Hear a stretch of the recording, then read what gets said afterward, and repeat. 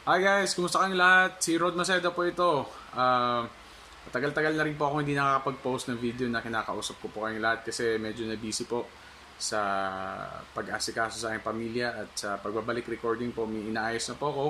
Very excited po kasi malapit na pong i-release ang aking second single. Ito po yung Ayaw Jud Ay.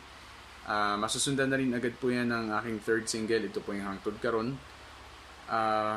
Inaayos na lang po ng aking music producer yung final mix. So excited po ako na i-share po sa inyong lahat ng aking bagong mga kanta. At ito nga, bago lang itong mga balita ngayon na nangyayari sa ating mundo. Alam ko marami sa inyo nag-aalala, yung iba naman walang pakialam. Gusto ko lang malaman ninyo na wala tayong magagawa kung yung mga malalaking tao, yung may hawak ng kapangyarihan, wala silang pakialam kung madamay tayong lahat sa kanilang mga hidwaan, sa kanilang mga nonsense lang to yung mga ano nila, yung pagiging ganid nila at sa kapangyarihan. Kasi ako nalulungkot ako ngayong araw na to kasi nakausap ko yung estudyante ko dati na Russian at saka yung estudyante ko na Ukrainian, magkaibigan yun sila. Wala na nga sila sa yung Ukrainian ko na estudyante at yung kaibigan ko na Ukrainian din, wala na sila sa Ukraine, nakalikas na sila, andun na sila sa Romania.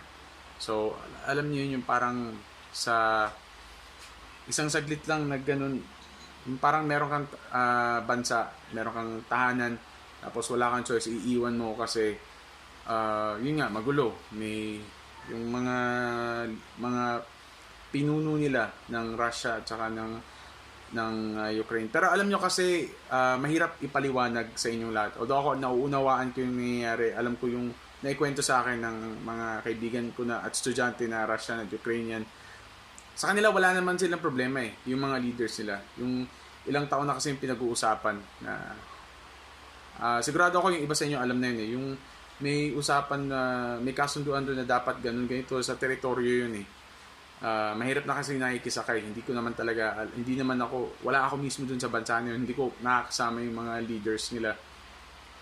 Pero yun nga, ang nangyayari daw, itong si Putin kasi, diretsa niya makipag-usap. Tapos ito namang mga taga-ibang bansa kasi na yung sa NATO,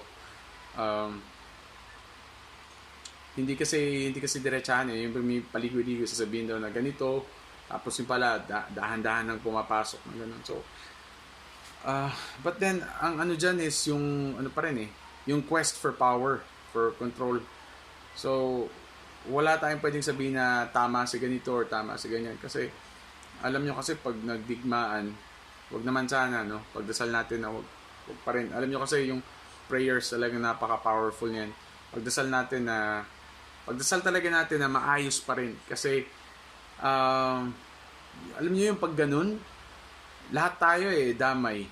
Kaya sana maliwanagan yung isipan ng mga leaders na yan. Alam niyo yun na mapag-usapan nila at maayos nila yan para hindi magkagulo yung itong mundo natin kasi alam niyo ako, siyempre ako hindi ko maikakalasan yun. Nandun yung takot din kasi sa pamilya ko, ganun, yung lilikas ka pag nagkagulo-gulo. Pero hanggat maaari, pinagdadasal natin na huwag talaga magkaganon. Kayo rin, sa mga nanonood dito, mga followers ko,